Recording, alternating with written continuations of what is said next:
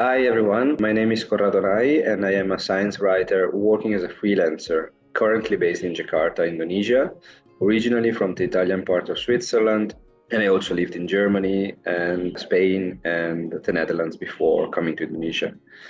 I also take over parental care of our wonderful 3 years old baby daughter, which is a pure joy. My dissertation research focused on microbiology, specifically on a special type of fungi who can live in the desert, which are called black fungi. My work now focuses on creating a graphic novel about the forgotten woman who introduced agar to the lab, Fanny Angelina Hesse, which we hope to publish in 2026.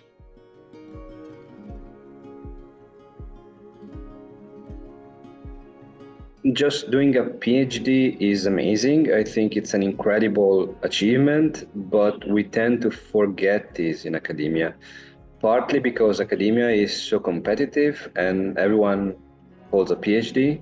During a PhD, you develop a topic that no one else has developed as deeply as you. And I think this is incredible and should be celebrated.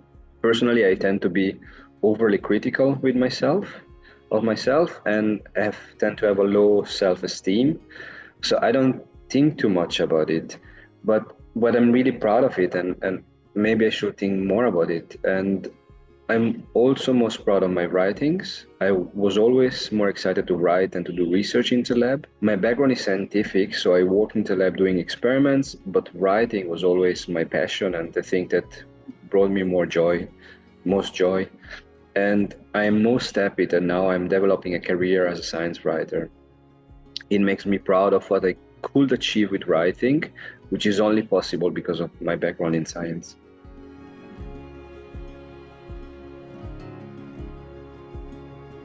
I started a PhD in one program and switched to another. So this was a very big challenge. The problem was with the lab itself, and not just me, but many other people thought the same. So this was the right decision, but at the time it was difficult because you lose time when you switch PhD. And in my case, I lost 1 year of work and then starting again and looking for something else. Basically, I lost probably 2 years in a way, even though I gained experience.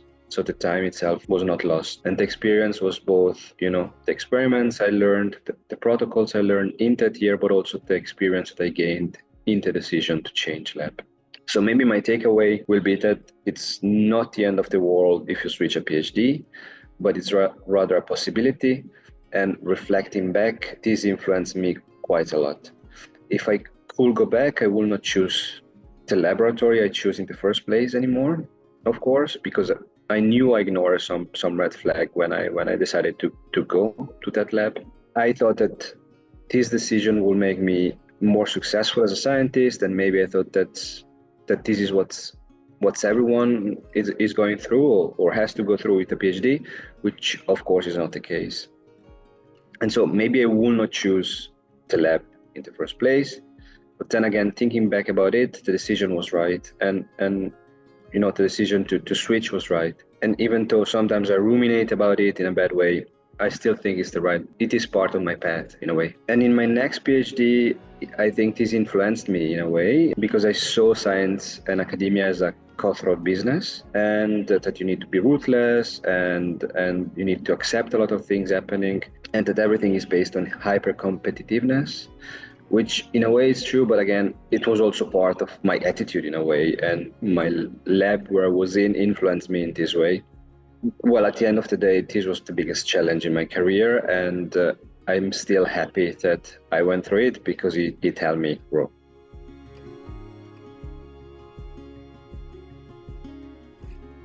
I think I cope by just keep going in a way. I knew this was not the end of my career, to switch to a new lab and of my journey. So it was just one step and one switch. And so I kept going, and I kept going by just knowing that I wanted to do a PhD. And so being focused on achieving that. So my persistence helped me. So this was a little bit my coping, my way to cope with it. I'm not sure it's a very strong coping mechanism. I was not super happy at the time. But at the same time, I don't know if there are a lot of PhD students which are really happy because it's a very tough and phase in life to go through.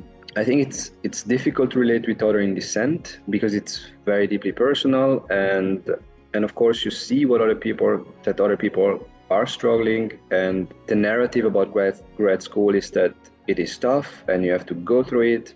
But then now in retrospect, I often reflect how much really has to be this way and how much is just a culture that could change. So if I could go back, I would perhaps try to use my energy for positive change, if not in others or in the culture, which is very difficult to change anyway, at least in myself, and trying to be more positive and put energy into something positive. And you know, instead of persisting and feeling negativity, try to create some positive ripples. I think I had a little bit of maladaptation, a little bit in a way. And another thing I will do is to try to do things in the city and think about something else, do something else, and try to have a good work-life balance. I felt easily overwhelmed, and then with the amount of paper I had to read and the things just to do, and then I felt the frustration. And all these things kind of made me feel like I was stuck in a position and ruminating too much. Today, I try to see things more into long term, and this, I believe, would have helped me a lot back then to be more positive and to cope in a better way. And so I would have tried to see life not just experiment by experiment or week by week or year by year, but to have a longer perspective in terms of 3-5 years or longer, which I know it's not easy in grad school because the time is very limited, but try to have a longer term perspective helps you put things into a more positive frame and into a little bit more balanced frame. And another thing is I'm also still learning, but I try to be more kind with myself and appreciate my achievements and my strength, and how I can capitalize on that.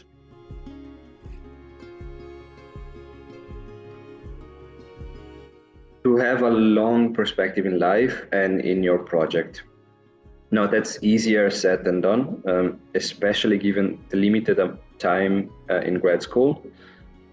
But I realized for me it's very helpful on a personal level. And sometimes it's just the perspective, even though you know that the reality of fact is a bit different, but the perspective helps a lot. I think it helps a lot with coping with failures as well, because it's not the end of the world if you fail. And well, like in my case, I really failed grad school in a way because I totally changed lab. But it was not the end of it. It was many positive things coming with it. And another lesson is that there is always something else you can do. I really see failures as something to learn from, where you can do something different the next time, as opposed to ruminating about it or punishing yourself or becoming more critical towards other people or yourself, which is absolutely not helpful. So I think having a long-term perspective really helps. And I also think it's very helpful to try to really develop things that might not be the primary goal of your project or graduate school in general, but related to it or tangential to it, and try to develop them. You really need to develop your passion in anything you do, I believe, and in grad school as well. And again, it might be difficult at the moment because time is limited and there are plenty of things to do, but it really helps you on a personal level too. And also your project and your career. If you are happier, you work better, but also you get skills that you never know how they can help in the future. My writing really came out of it with the general frustration with grad school and academia. And I really want to write more, and this is what I'm doing now, most of the time, and makes me really happy, and it's really an outcome of grad school as well.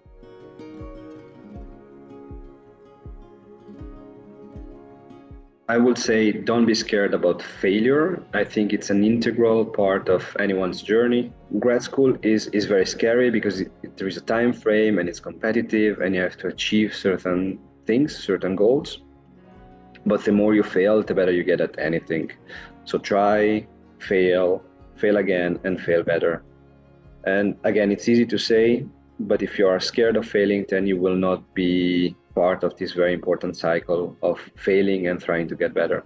So in my case, I really failed grad school, and because I started anew, But thinking back at it, I was really happy with the choice. There are many things I could have done differently, but at the end of the day, I'm very proud about having a PhD, and now thanks to my PhD, being a science writer, which is something I always wanted to do. So in retrospect, everything turned out pretty well. So thank you for watching Fails Save Science. My name is Corrado Nai, and I hope my story helps graduate students feel less alone.